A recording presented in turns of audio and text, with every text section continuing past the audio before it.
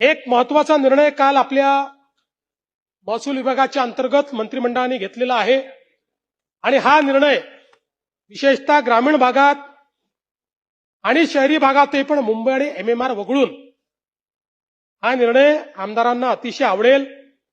1 जानेवारी 2011 पर्यंतचे सर्व निवासी अतिक्रमण नियमित करण्याचा आपण निर्णय घेतलेला आहे। यामध्ये 500 चौरस फुटापर्यंतचं विनामूल्य, 500 ते 1500 चौरस फूट 10% बाजार मूल्याच्या आणि जर व्यावसायिक भाग असेल तर 25% अशा पद्धतीने याची रचना केली आहे। त्यामुळे आता या संदर्भात अनेक वर्षाची मागणी होती की 2011 पर्यंतची अतिक्रमण ही नियमित करावी, त्यास मुंबई आणि एमएमआरला हे लागू नाही, कारण इथे जागेची कमतरता आहे ना, बाकी ठिकाणी जागा आहे।